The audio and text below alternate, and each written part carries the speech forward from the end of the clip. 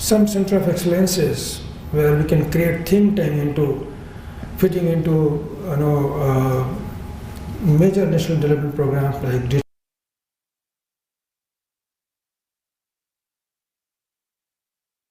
think tank. Who is supplying those ideas, framework, tools? Mostly McKinsey, AT Kearney, AT Beans, PwC, etc. And who are they? They are all manned by our graduates. Can we do something to also create our IIT into those thought processes?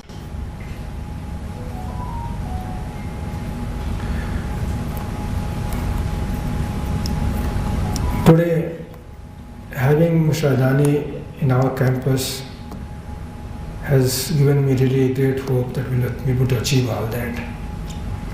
I'll not take much time. I'll leave this place to Mr. Adani to know, because you're waiting to listen him. Sir, I am sure this is not going to be only one visit. Though first visit, my students are looking forward to have you a few more times, many more times. You offered us to take our faculty group to his places in Ahmedabad and also some ports around. Very nice of you, sir. I look towards you to more fruitful engagement. Thank you so much.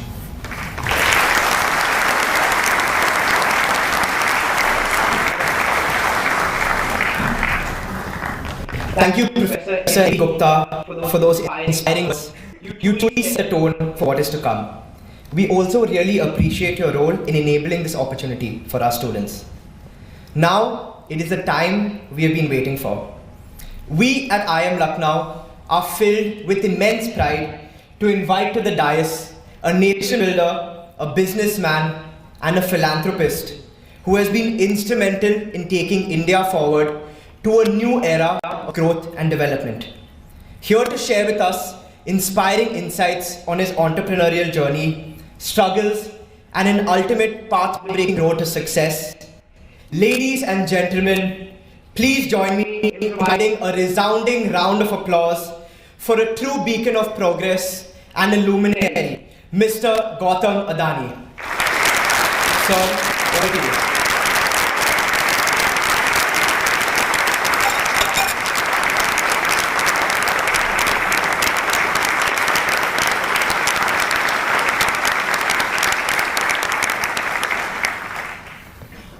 Namaskar. Esteemed professors, faculties, and my brilliant young friends. It is both a privilege and a responsibility to be here today at IIM Lucknow. A privilege because I am speaking at an institute that represents the finest of among India's intellectual capital. A responsibility because I am not just speaking to students of management. I am speaking to the potential architects of the new India. My dear students, जब मैं आपको देखता हूं तो मुझे संभावना दिखाई देती है। एक विकसित भारत की संभावना। मुझे एक सपना नजर आता है, सर्वश्रेष्ठ भारत का सपना, और मुझे विश्वास महसूस होता है उस भारत पर विश्वास जिसे कोई रोक नहीं सकता। लेकिन ये संभावना, ये सपना और ये विश्वास आज की मुद्रा नहीं है, ये भविष्य का भरोसा है. And it is about this belief in the future that I want to speak to you. My journey has taught me that the future never unfolds as neatly as it appears in a classroom. The future is messy, uncertain, and often brutal. And this is what you must be prepared to face. I have learned and still continue to learn that the real world is made up of moments that have no precedents.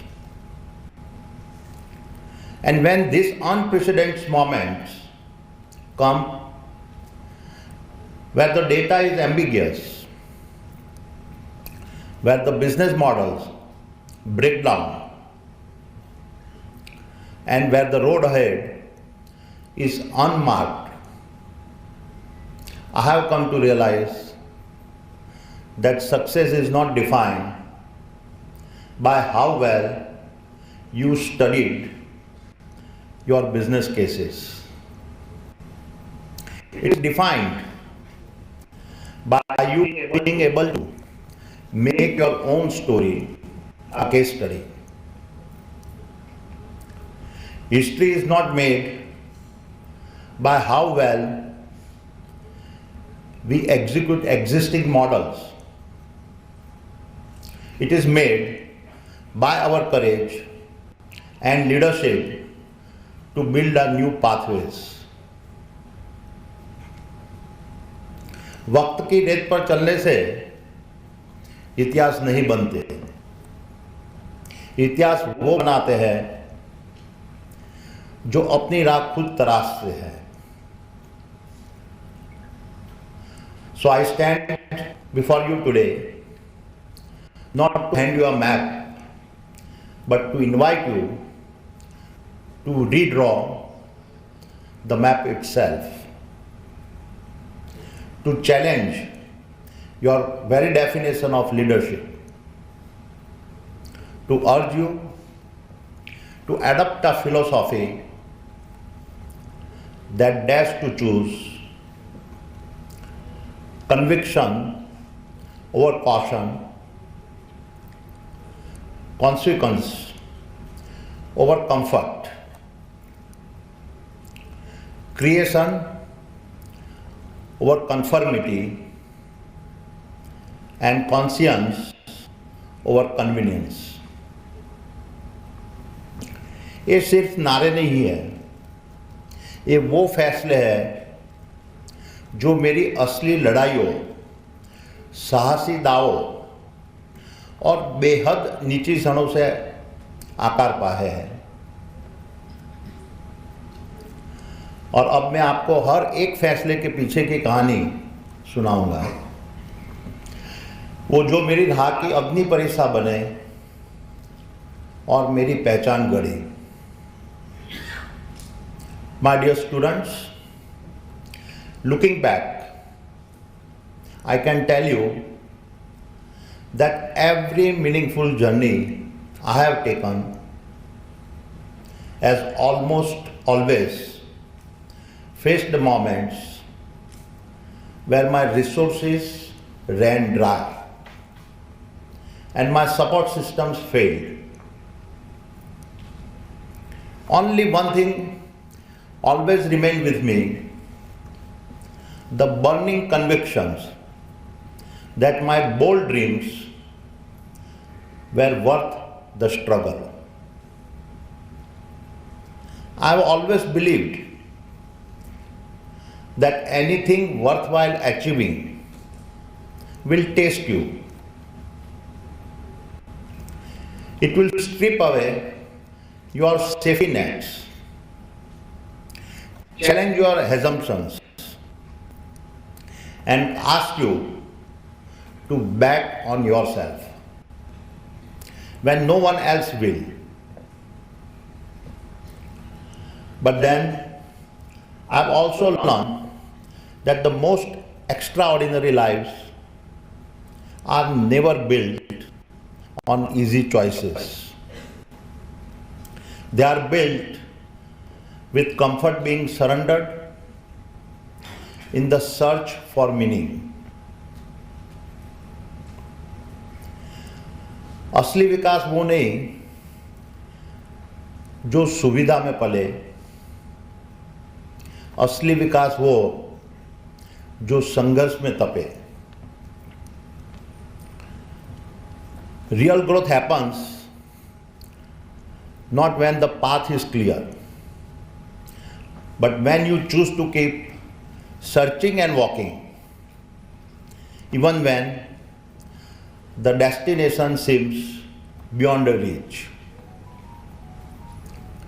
It is in those moments when passion becomes your guide and purpose becomes your strength that you begin to walk not with certainty but with faith.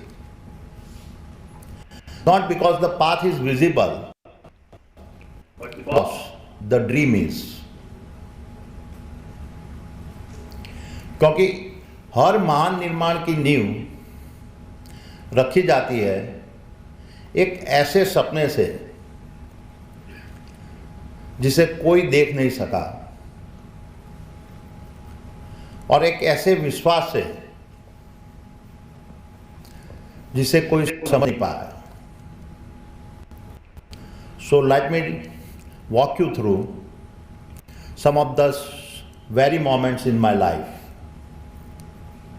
My entrepreneurship journey began at the age of 16 when I left my home in Ahmedabad and moved to Mumbai to work in the diamond trading business. It was my first real exposure to risk, relationships, and the power of global networks. In about 3 years, I was called back to Ahmedabad to help manage my brother's polymer factory.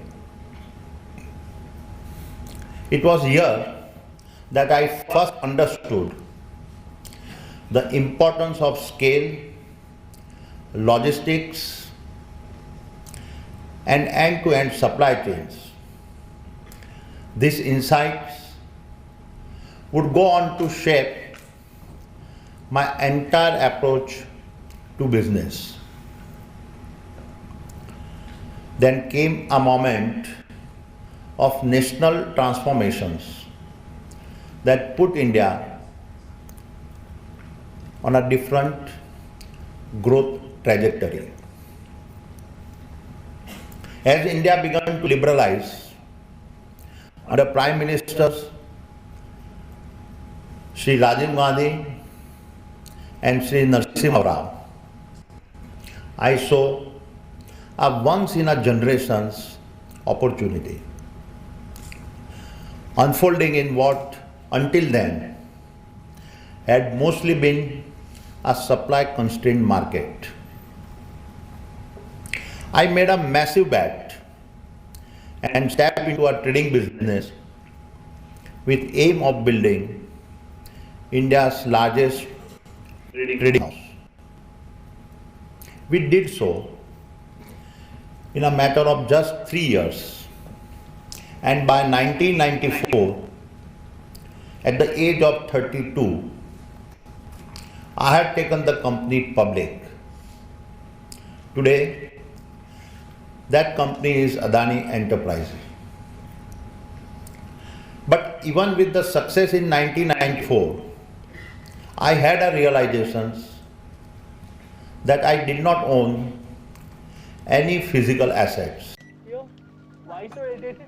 ये messing or what?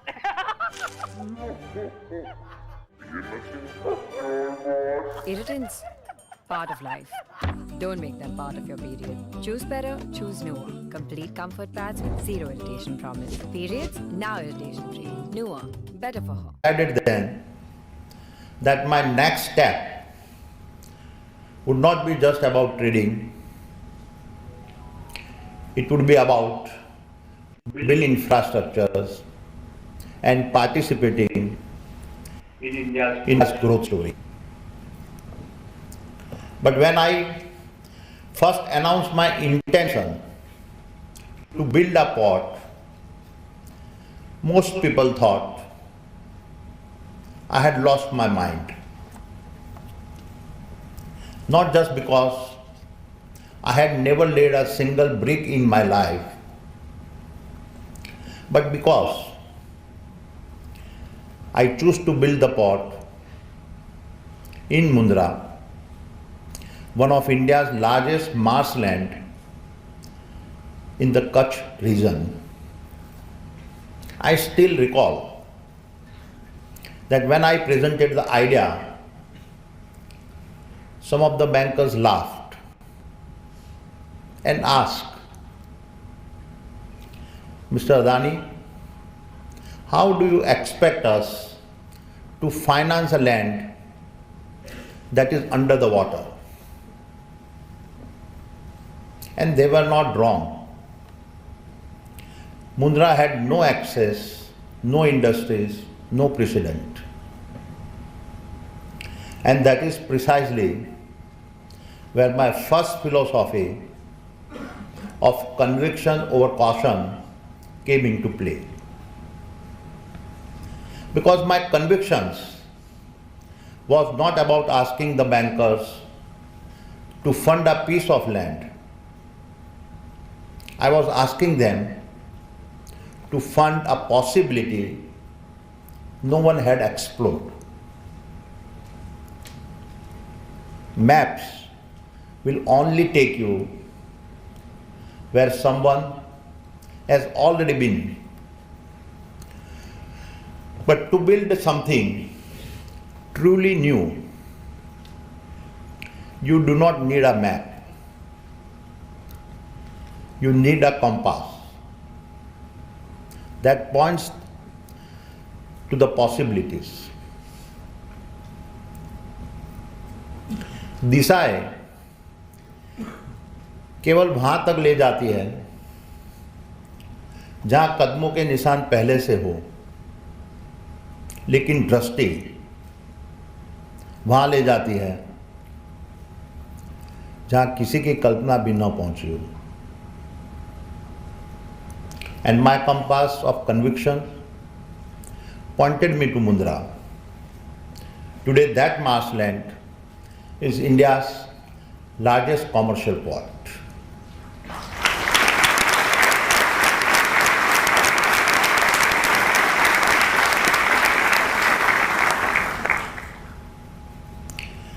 And Mundra has gone on to become a nucleus that anchors our network of 21 ports and terminals spread across 17 domestic and 4 international locations. Adani Ports now handles nearly 30% of India's seaborne cargo and also powers India's largest industrial special economic zone, spanning over 40,000 acres of land. Looking back, I can tell you that the first project is always the hardest because it demands not just skill but belief. But once that first impossible dream is brought to life, something shifts. You stop asking, can it be done? And start asking, what else is waiting to be built? जब दुनिया कहे कि यह संभव नहीं है, वहीं से इतिहास रचने की कहानी शुरू होती है। For me, Mundra became the start of the journey that shaped the Adani Group, where complexity was not my challenge, it was my calling. A calling where the extraordinary was not the exceptions, it was the principle. That confidence led me next to Queensland, Australia.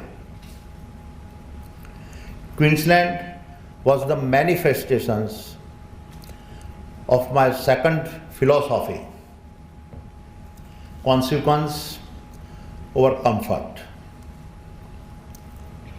It was not that India did not have a coal, but India was short of good quality of coal. Hence, this project was not born out of ambition for coal. It was born out of a consequence to provide India with a better quality coal. It was born out of a consequence to reduce carbon emission as well as to secure India's energy independence. Little did we realize then that the Carmichael coal mine would become one of the most contested energy projects of this century. And this was not even in our own backyard. We are building in Australia, in a country where we had no political capital, no historical presence, and no institutional support. The resistance was relentless. Global environmental lobby groups mounted a massive campaigns against us by organizing protests across continents. International media made us a villain. Banks withdrew financing under their pressures. Insurance companies refused to underwrite us. Activists blocked the roads, filed legal challenges, and even tried to physically disrupt our operations. We were accused in the courtrooms, debated in parliaments, and criticized in headlines. Our people on the ground faced harassment. Our permits were delayed. Our railway lines questioned. And our right to even exist on that land was challenged. Everywhere we turned, the message was clear. Back up. But we did not. And today, our Carmichael project powers industries with a cleaner coal, support several thousands of livelihood in Australia, and has built on Indo-Australian corridor that is both commercial and a strategic. For me, the Carmichael coal mine has never been about being a monument to coal, as we had been accused of. It stands as a monument to our resilience. It stands as a monument to the energy security of our nation, and it stands as a monument to our choice of choosing consequence over comfort. And it is with this resilience that I turn to Khavda, the testimony of my third philosophy of a creation over conformity. If Mundra was a marshy land under saline water, Khavda was a saline water under marshy land. In fact, Khavda is such a desert that I was told that even camels refuse to walk on it. And our initial studies show it to be impossible to build any stable structure on this land, let alone the massive 700-ton wind turbine that we had planned. And yet, we declared that we would build the world's largest single-site renewable energy park spread over 500 square kilometers, generating 30 gigawatt of green power at these very locations. Once again, we were told impossible, unlivable, unbuildable. But we choose not to believe in the limits and instead adapt the desert and create from our own convictions. बंजर वो नहीं जो सूखा है, बंजर वो है जहाँ कोई सपना न बोया हो। दृष्टि है तो वही धरती जो कल निराशा थी, आज भविष्य की सबसे बड़ी उम्मीद बन सकती है। Because a Khavda for me was never just about building in the desert. It was about reimagining what the desert could become. And today, I can proudly say that we have already commissioned the first 5 gigawatt of a green power and are well on our way to setting a global benchmark in an energy transition that will see us produce the world's least expensive green electron.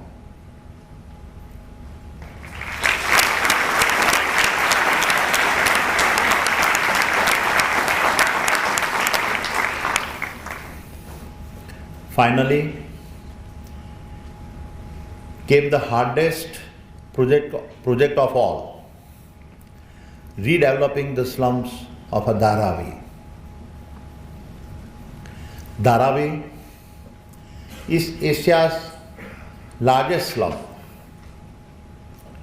It is also one of the world's most complex social, economic, and a political ecosystems. Every time I flew into Mumbai, the slums below disturbed my conscience because no nation can truly rise when so many of his people live without dignity. Everyone told me Dharavi is too political, it is too risky, it is unmanageable. And that is precisely why I said we must do it. And redeveloping Dharavi is not about laying bricks or yet another slum redevelopment project. It is about rebuilding dignity for those 1 million people who helped build Mumbai but never benefited from it. विकास वही सच्चा है जो मानवता की बुनियाद पर खड़ा हो, नहीं तो वह केवल विस्तार है। मेरे लिए धारावी ईंट और सीमेंट का प्रोजेक्ट नहीं है, यह सुविधा नहीं संवेदनशीलता का प्रोजेक्ट है। यह हमारे राष्ट्र के आत्मा के सामने रखा गया एक आईना है जो हमसे अंतिम प्रश्न पूछता है कि क्या तुम आंखें फेर लोगे या आगे बढ़कर हमारा साथ दोगे? Will you turn your eyes away or will you step forward and show that you care? All these projects have now become our playbook at Adani, a playbook of our grit, our determinations, our purpose, our attitude and our beliefs. अगर मुंद्रा था प्रकृति का चुनौती देने का सपना और Australia था दबाव के तूफान में अटल रहने का वचन, अगर खावड़ा था वीराने में जीवन के दीप जलाने का संकल्प, तो धारावी है जहां हमने इंसानियत की आवाज को सुना।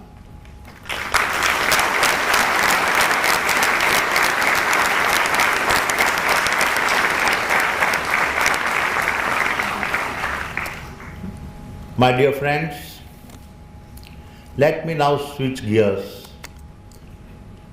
and speak about the elephant in the college rooms of today. In this age of artificial intelligence, algorithmic decision making, and global uncertainty, what is the true value of education? Frameworks that you study, like a DCF model, Potter's 5 forces, and a SWOT analysis,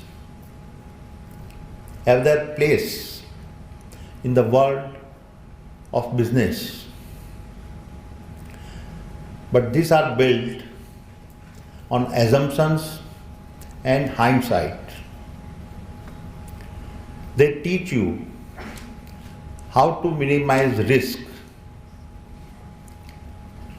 but not maximize the future. Because the future will never belong to those who play it safe. It belongs to those who maximize possibility. And maximizing possibility means stepping into unknown territory, building before the market signals It's its ready and trusting instinct when the data runs dry. Because that is how the future is shaped, not through predictions, but through courage. Our acts from the marshland of Mundra to the contested lands of Australia, from the dry salt plains of Khavda to the denied gullies of Dharavi, these are not just a business venture. They are acts of imaginations,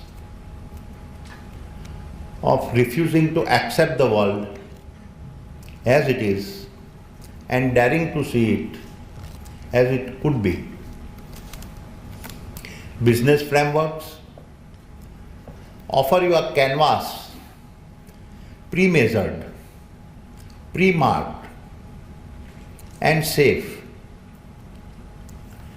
But India does not need more painters who fill in the blanks. It needs those who can question the canvas itself, those who can paint with colors not yet imagined. And this, right now, is your moment, because India is the canvas that is standing at the edge of something extraordinary. The winds of destiny are on our back, and the lift is coming from four unstoppable forces. First is a demographic. We are the youngest, hungriest, and most ambitious working population on the planet.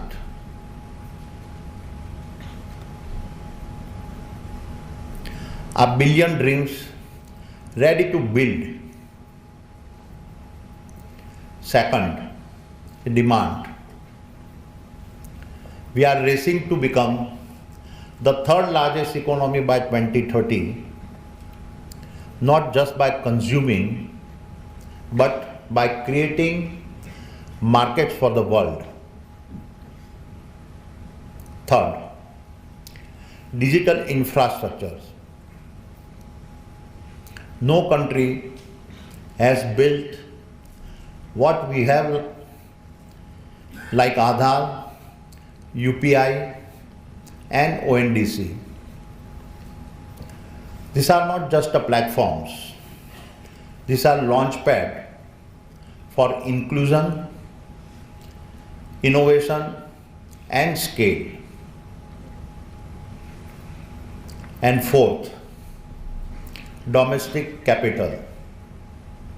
For the first time in our history, Indian money is backing Indian ideas with courage, conviction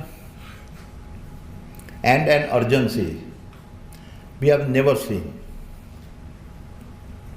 What I can state with confidence is that your most productive years will coincide with India's most powerful years.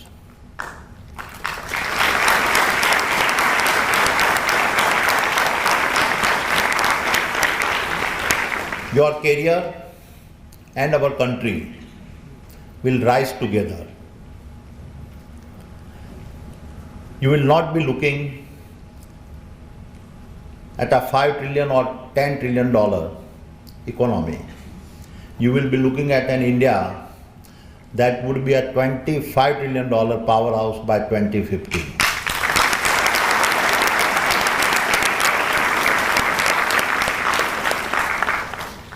The global center of gravity will shift and it will be towards you, towards India. And while you may have studied from books authored across the world, remember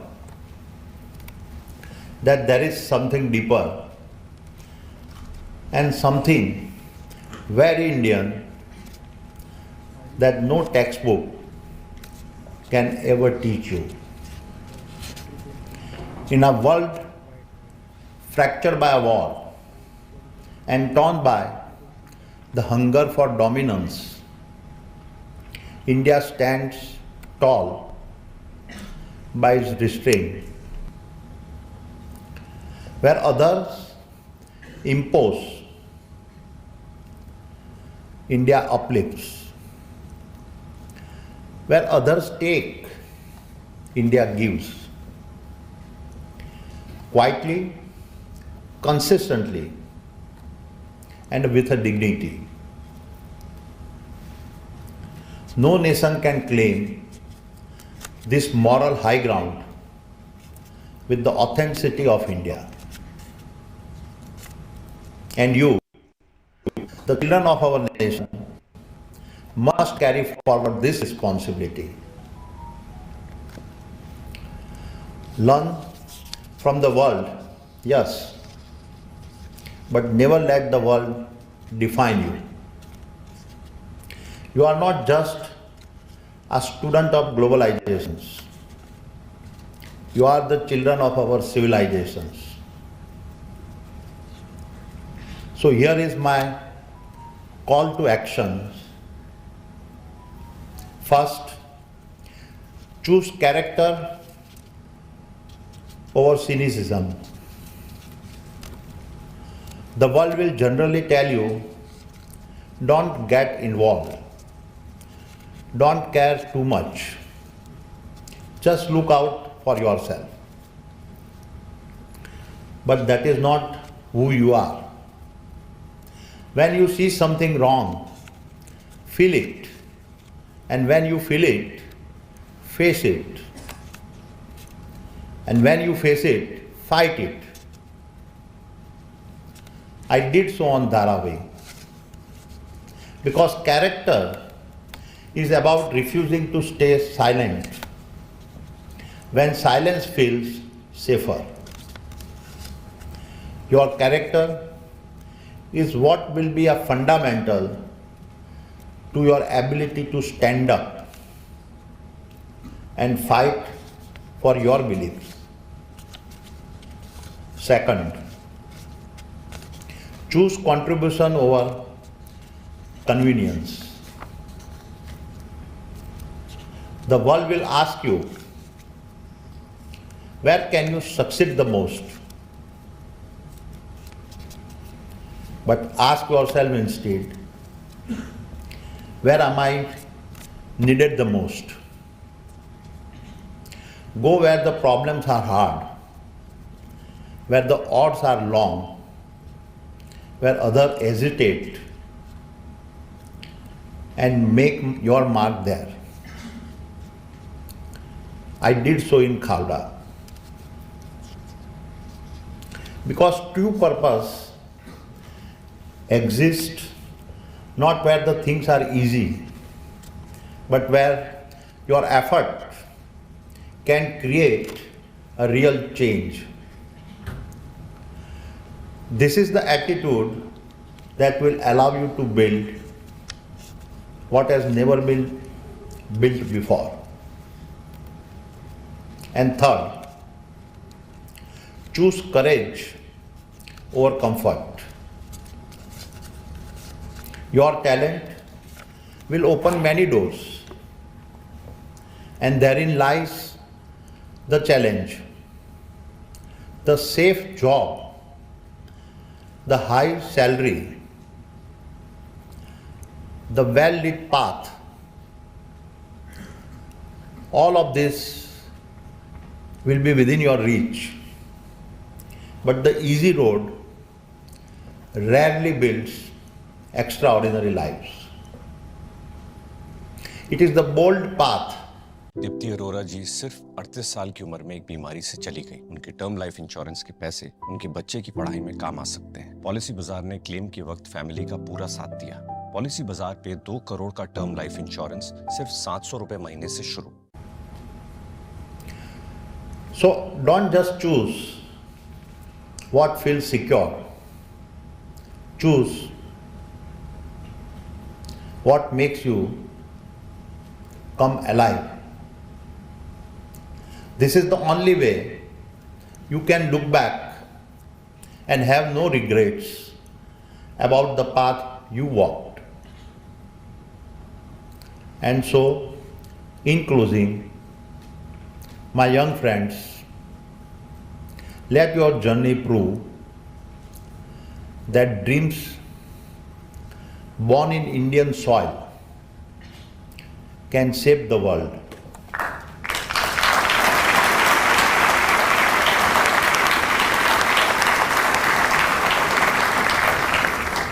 बहुत से भारतीयों ने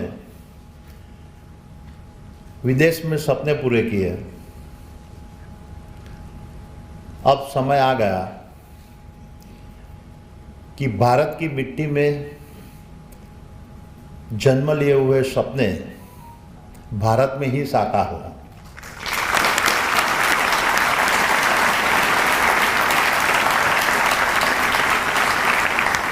For India, in India, with India.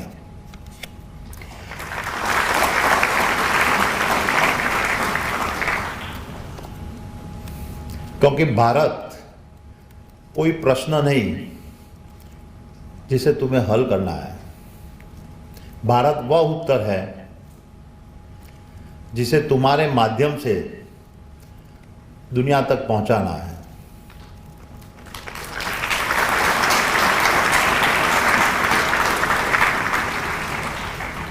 यह वही उत्तर है जो बुद्ध की करुणा में था, विवेकानंद की वाणी में से जगा और गांधी के सत्य में चला। यह वो भूमि है जहाँ विचारों ने धर्म का रूप लिया और आत्मा ने राष्ट्र का स्वरूप। भारत एक जीवंत चेतना है और अब ये चेतना तुम्हें पुकार रही है, यह कहकर कि उसे जियो, उसे गढ़ो और उसे गौरव बनाओ। So when the world asks, where is the future being built? Let your proud answer be, here in India.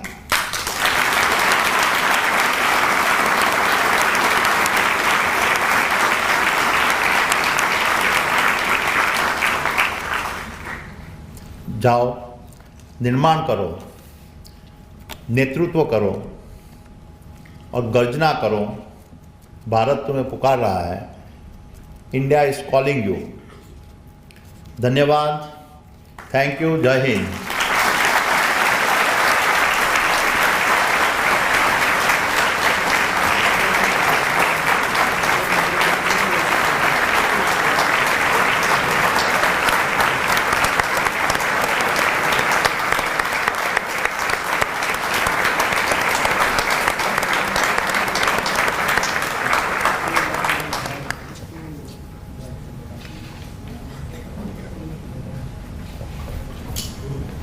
So we'll please be seated. Thank you, Mr. Gautam Adani. Your visionary leadership and entrepreneurial journey continues to inspire generations of entrepreneurs and professionals across our country, and the students here can definitely attest to the same. Thank you once again, Mr. Adani. There are 3 powerful takeaways from your address that I, and I'm sure everyone here, will carry with us. First, your story reminds us that resilience is not a trait, it's a habit. One that must be built in silence long before the spotlight arrives. For aspiring entrepreneurs like many of us in this room, This is a reminder to stay the course even in uncertainty is invaluable. Second, you spoke about building not just companies but ecosystems, and that scale, when guided with purpose, can shape nations. The key examples being Mundra and Dharavi. It is a perspective that challenges us to think beyond profits and pursue entrepreneurship as a force for transformation. And third, this is my favorite one, sir, your belief in us, India's youth, our ideas, our energy, and our responsibility. This left us with a sense of urgency. We aren't just inheriting the future, we are being invited to build it. You call us the architects of the new India. Thank you for that, sir.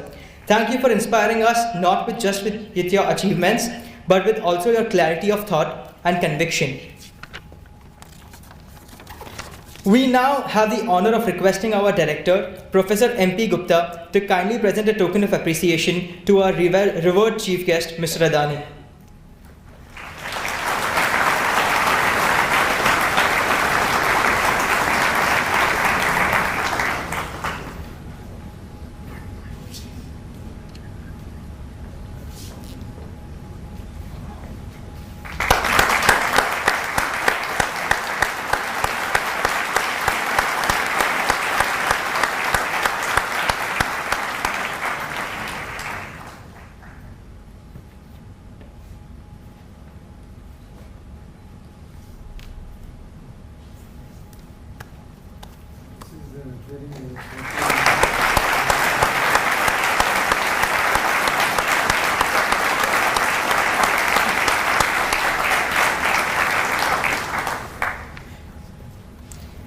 Thank you, sir. May I please request you to kindly take your seats. We now have the privilege of inviting Professor Sanjay Kumar Singh, Dean Programs, to deliver the vote of thanks. Professor Sanjay is a distinguished academic in economics and business environment, a former director of IIMT Ghaziabad. He has held several key leadership roles and pioneered many initiatives at IIM Lucknow. With over 75 research papers and recognition among the world's top 2% scientists, he is a leading voice in this field.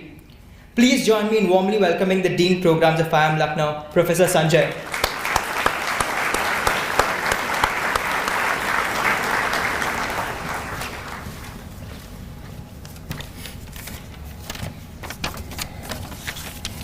Respected Sri Gautam Adani ji, Professor M.P. Gupta, esteemed colleagues, dear students, and esteemed guests, good evening.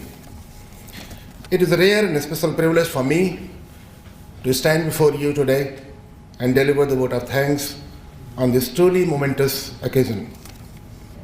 As the Dean of the Programs at IIM Lucknow, I speak on behalf of the entire IIM Lucknow community when I say how honored we are to welcome Sri Gautam Adani ji to our campus. Sir, your journey from modest beginnings to becoming a global business leader is nothing short of extraordinary. Your life is an inspiration not just for aspiring entrepreneurs, but for anyone who dreams big and works relentlessly.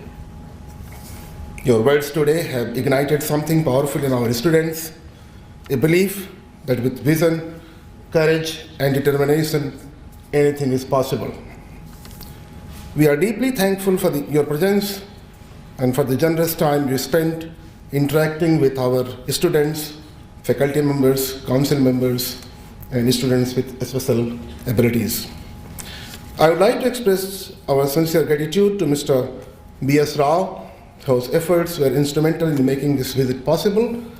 I also wish to thank Mr. Hanumant Reddy and the entire team from the Adani Group for their excellent coordination and support throughout. Your professionalism and commitment ensured that everything went smoothly. Our heartfelt thanks go to our director, Professor M.P. Gupta, for his vision and trusting me to coordinate this prestigious visit from our side. His constant encouragement has been a source of strength throughout. A big thank you to our officers, Mr. Anurag Misra and Mr. Shivashish Tripathi, for their behind-the-scene hard work. A special thanks to Professor Alok Dikshit, our PGP chair, who ensured students' participation in such short notice, especially considering. faculties, and my brilliant young friends. It is both a privilege and a responsibility to be here today at IIM Lucknow. A privilege because I am speaking at an institute that represents the finest of among India's intellectual capital. A responsibility because I am not just speaking to students of management, I am speaking to the potential architects of the new India. My dear students, जब मैं आपको देखता हूं